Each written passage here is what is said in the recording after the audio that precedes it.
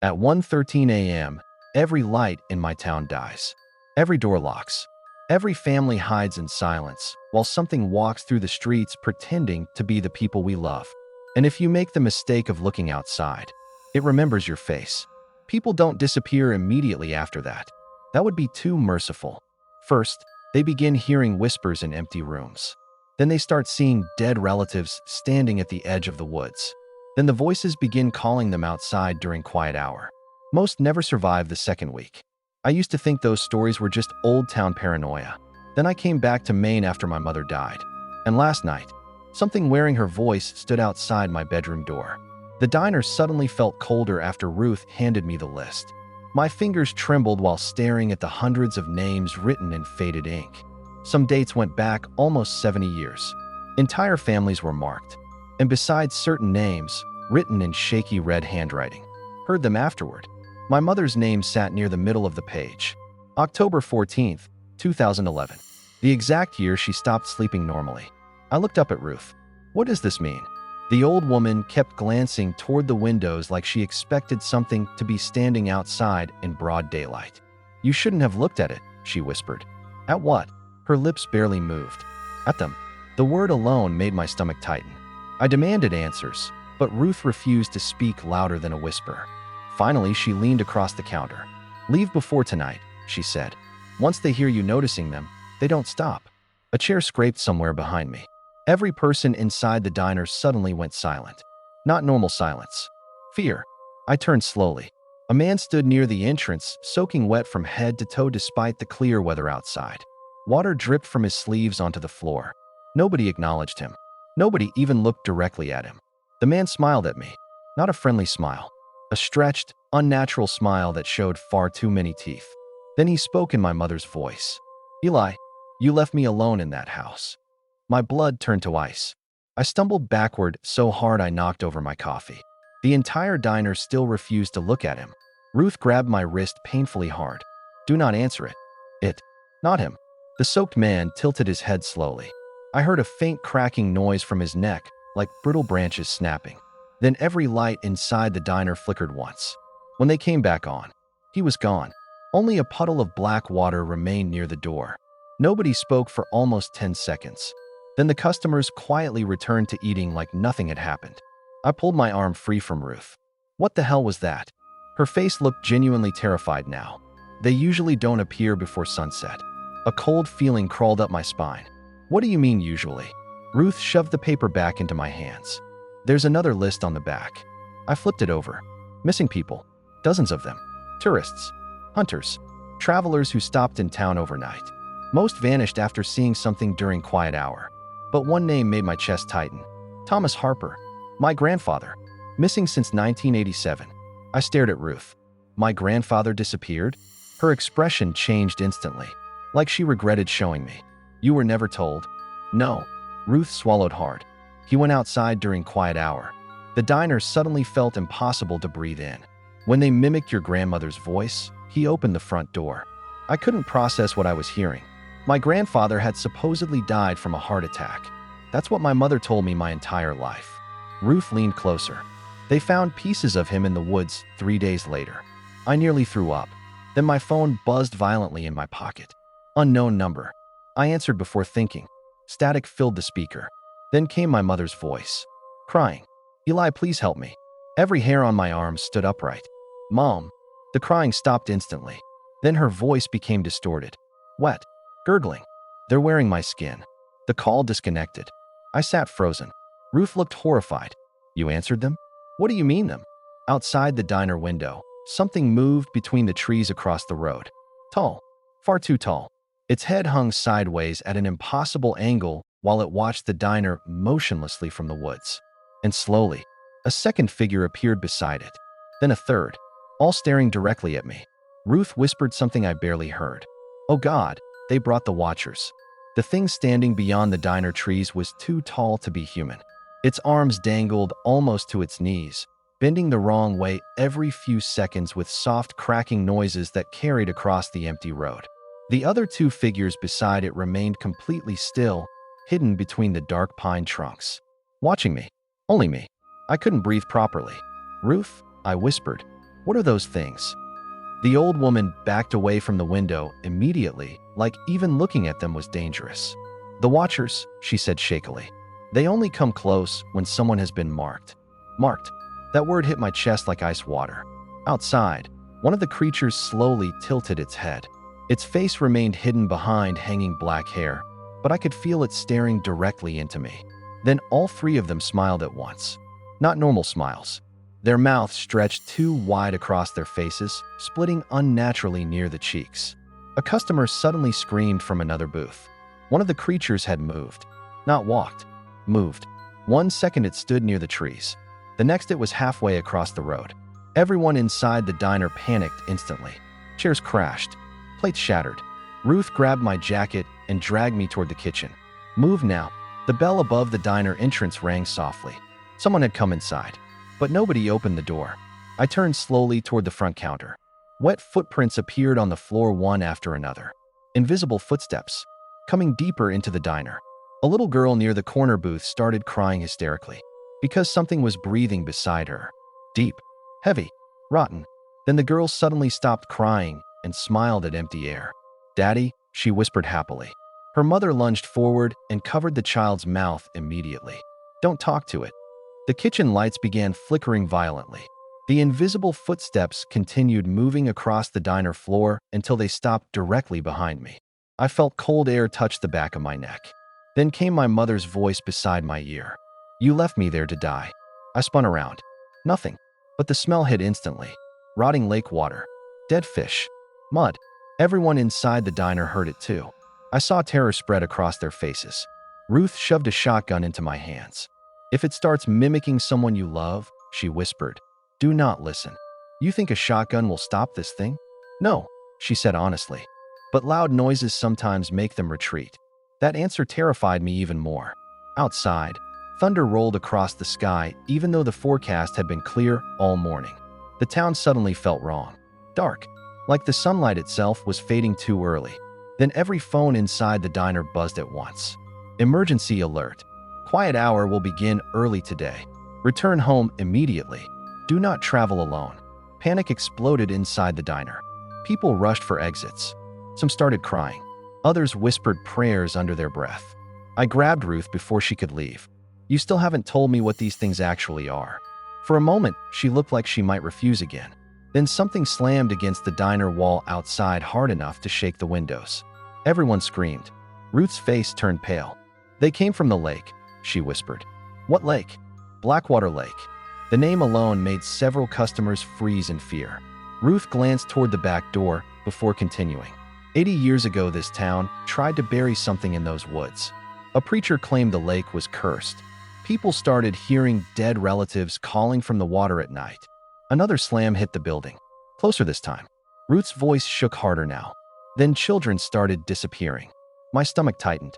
The townspeople thought the lake itself was alive. Hungry. So they made rules. The quiet hour. She nodded slowly. For 1 hour every night. The things from the lake walked through town searching for people who noticed them. A long scratching sound dragged across the diner roof above us. Everyone inside went silent instantly. The scratching stopped directly overhead. Then came a voice. My mother's voice. Perfectly clear. "Eli, I can see you." The ceiling creaked. Heavy footsteps began moving above us. Impossible footsteps. Like something enormous crawling across the roof. A man near the counter broke first. He started sobbing uncontrollably. "I can't do this anymore." Before anyone could stop him, he ran toward the front entrance. Ruth screamed at him not to open it. Too late. The second he pulled the door open, something outside grabbed him. Not a hand. Not claws. A long pale arm covered in dripping black water shot through the doorway and wrapped around his chest. The man screamed once. Then the thing dragged him into the fog outside, so fast his shoes flew off. The diner door slammed shut again. Silence. Horrified silence. Blood slowly spread beneath the entrance. Then came the sound. Crunching. Bones snapping. Wet chewing noises from directly outside the diner. A woman nearby vomited. I stood frozen in complete shock while tears burned my eyes. Whatever lived out there was eating him. Then the chewing stopped. And from outside the diner door, the dead man's voice whispered softly, "Please let me back inside." Nobody inside the diner moved. The dead man's voice kept speaking from the other side of the door. Soft, weak, almost human. Please, that hurts. A woman near the counter started crying uncontrollably. Another man covered his ears and began praying under his breath. Then came scratching, long fingernails dragging slowly down the diner door. Why won't you help me? The voice suddenly changed mid-sentence. Deeper, distorted. You can still save me, Eli. My blood froze. Ruth grabbed my shoulder violently. Do not answer. The scratching grew louder. Then something slammed against the door hard enough to crack the glass. Everyone screamed. For one horrible second, I saw a face pressed against the window, but it wasn't fully human anymore. The dead man's jaw hung loose almost to his chest. One eye bulged unnaturally while black lake water poured endlessly from his mouth. And he was smiling. Then all the diner lights exploded at once. Darkness swallowed everything. People panicked instantly. Chairs crashed. Someone ran into the kitchen wall. I heard crying, screaming, prayers. Then silence. Not normal silence. The kind that feels alive. Heavy breathing echoed somewhere inside the diner. Not human breathing. Wet. Slow. Moving between us. My hands shook violently while gripping the shotgun Ruth gave me. I could barely see anything except faint moonlight leaking through the windows. Then a match struck beside me. Ruth lit a tiny lantern with trembling hands. The dim yellow glow revealed terrified faces all around the diner. But one person was missing. The little girl. Her mother noticed immediately. Emily, she whispered. No answer. Then we heard giggling from underneath one of the booths. The mother rushed forward before anyone could stop her. She bent down slowly and froze. I'll never forget the sound that came out of her mouth next. Not a scream. Pure horror. Because under the booth wasn't her daughter. It was something pretending to be her. The creature crouched upside down beneath the table with its limbs bent backward like a spider. Long wet hair covered most of its face, but its smile stretched impossibly wide. And it wore the little girl's skin like loose clothing. The thing giggled again. Then its jaw unhinged completely. The mother screamed. I fired the shotgun instinctively. The blast shattered dishes and tore through the booth. The creature moved impossibly fast. 1 second under the table, the next crawling across the ceiling. Everyone below scattered in terror while black water dripped from the thing's body onto the floor. Its head twisted all the way around toward me. Then it spoke using Emily's voice. You looked outside. The ceiling cracked loudly above us. More footsteps. Dozens of them. Crawling across the roof. Ruth grabbed my arm. We have to go? Now. What about the others? Her expression broke my heart. They're already inside. The diner windows suddenly shattered inward all at once. Cold wind exploded through the building. People screamed as tall figures began climbing through the broken windows from the darkness outside. I finally saw them clearly. The Watchers. Their bodies looked swollen and waterlogged like drowned corpses left underwater for years. Their gray skin hung loosely from unnaturally long limbs. Black water poured constantly from their mouths and eye sockets. But the worst part, their faces changed every few seconds. Different people, different smiles, different dead faces flickering across their skin like broken masks. My mother's face appeared on one of them. Eli, it whispered lovingly. That nearly broke me. Ruth dragged me through the kitchen exit before the creatures reached us. We ran into the freezing night air while screams erupted behind us inside the diner. I heard bones snapping, tables overturning, people begging for mercy, then silence. The town streets were completely empty now. Fog rolled between houses while emergency sirens echoed somewhere far away. Ruth pulled me toward her truck parked behind the diner. We're going to Blackwater Lake. I stared at her like she'd lost her mind. You said that's where they came from. It's also where this started. Another scream echoed from inside the diner behind us. Human for only the first second.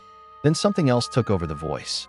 We jumped into the truck and sped through town while darkness swallowed the streets behind us. Every house remained locked tight, every window covered. But I noticed movement inside some homes. Shapes standing behind curtains, watching us pass. Halfway through town, Ruth suddenly slammed the brakes. Something stood in the middle of the road. Tall, thin, wearing my mother's face. Except her smile was far too wide. The thing slowly raised one arm and pointed toward the woods, toward Blackwater Lake. Then it spoke in her exact voice. He's awake now. The truck radio exploded into static. And from deep inside the forest ahead of us, Something enormous screamed. That scream did not sound human. It sounded ancient, like something buried deep beneath the earth had finally opened its eyes after starving for decades. The entire forest shook. Trees trembled violently, while birds exploded from the woods in terrified swarms. Ruth slammed the truck into reverse, but the thing wearing my mother's face suddenly appeared directly beside her window. Not walked, appeared. Its neck bent sideways with a loud crack while black water streamed from its smile. Then it whispered, "You were supposed to stay lonely, Eli." The truck windows shattered inward. Ruth screamed as freezing black water splashed across us. I fired the shotgun directly into the creature's face. Boom. Its head snapped backward unnaturally. But instead of blood, dark water burst from the wound. The thing started laughing. Not normal laughter. Wet, choking sounds mixed with my mother's voice. Then dozens of figures emerged from the woods around the truck. The watchers. Tall, drowned bodies stumbling through the fog while their faces shifted endlessly between dead townspeople. I saw children, old women, missing tourists. Even Ruth's face flickered briefly across one creature's head. "Oh God," she whispered. The creatures surrounded the truck slowly, not rushing, enjoying our fear. Then all of them suddenly turned toward the forest at once, like something had called them. The giant scream echoed again from Blackwater Lake. Closer now. The watchers immediately backed away from the road and disappeared silently into the woods, except the one wearing my mother's face. It leaned close to my broken window, its mouth stretched wider than humanly possible, and softly it said, "It remembers your grandfather." Then it vanished into the darkness. For several seconds, neither of us spoke. Finally, Ruth started the truck again with shaking hands. "We're too late," she whispered. The road toward Blackwater Lake twisted through endless forest. Fog thickened around us until the headlights barely worked. The deeper we drove, the colder the air became. Then we saw the abandoned church. Rotting wood, broken windows, a massive black cross hanging upside down above the entrance. Ruth stopped the truck immediately. "That's where they performed the bindings." The bindings. She looked terrified to even explain it. "The town made a deal 80 years ago. 1 hour every night in exchange for survival." My stomach dropped. What kind of deal? Ruth didn't answer immediately, because deep inside the church, someone was singing. A soft lullaby. My mother used to sing it to me as a child. "No," I whispered. The church doors slowly creaked open by themselves. Inside stood dozens of townspeople, motionless, facing the altar. Every single one had their eyes closed. Black water poured slowly from their mouths onto the floorboards. And at the center of the church, something enormous moved in the darkness beneath the altar, breathing. The floor itself pulsed slightly with each breath. Then all the townspeople opened their eyes at once, completely black, and together they whispered, "He came back." The church doors slammed shut behind us. People began twitching unnaturally, bones cracking, heads jerking sideways. Then their mouths opened impossibly wide. Lake water flooded from their throats while they screamed in hundreds of different voices at once. I grabbed Ruth and ran toward the altar, but the wooden floor suddenly split open beneath us. We fell into darkness. I hit cold stone hard enough to nearly black out. The smell down there was unbearable. Rot, decay, standing water. Ruth aimed her flashlight forward with trembling hands, and I finally saw it. Blackwater Lake wasn't a real lake. Not originally. It was a massive underground cavern flooded with dark water. And in the center, something slept beneath the surface. Only part of its body was visible. A gigantic pale shape larger than a house moving slowly underwater. Too many limbs. Too many eyes opening beneath the lake. Then I noticed the walls, covered in human faces. Not carved. Real. Hundreds of half-living people fused into the cavern walls, whispering endlessly. My grandfather was among them. His eyes opened slowly when he saw me. I nearly collapsed. "Eli," he croaked weakly. Tears filled my eyes instantly. "Grandpa." His skin looked melted into the stone itself. "They feed it loneliness," he whispered painfully. "That's how it grows." The water suddenly began rippling violently. Something enormous was rising beneath the surface. Ruth panicked. "It's waking up." Then my mother's voice echoed across the cavern. Not from one direction. Everywhere. "You should have stayed away." The creature beneath the lake finally surfaced, and my mind almost broke looking at it. Thousands of human arms covered its body. faces stretched beneath transparent skin, screaming silently. And at the center of the monster, my mother's face opened its eyes. Eli, it smiled. The creature lunged upward. The cavern exploded with screams. Ruth shoved a flare into my hands. Burn the heart. I saw it then, deep inside the creature's chest. A glowing red mass pulsing like a living organ. I ran forward while the thing screamed in hundreds of voices. The watchers crawled from the water toward me. Dead hands grabbed my legs. My mother's voice begged me to stop, but I ignited the flare and drove it directly into the creature's chest. The scream that followed shook the entire mountain. The cavern collapsed instantly. Water exploded upward.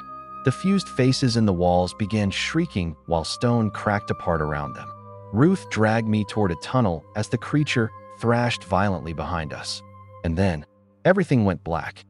I woke up 3 days later in a hospital outside town.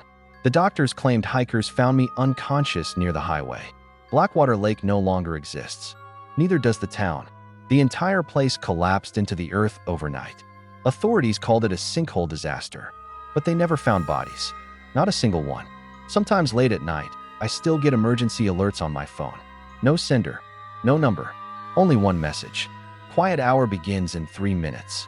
And every time I receive it, I hear wet footsteps outside my house, slowly circling, waiting for me to look outside again. If you enjoyed this nightmare story, don't forget to like, subscribe, and comment your scariest theory below, because maybe the quiet hour never ended.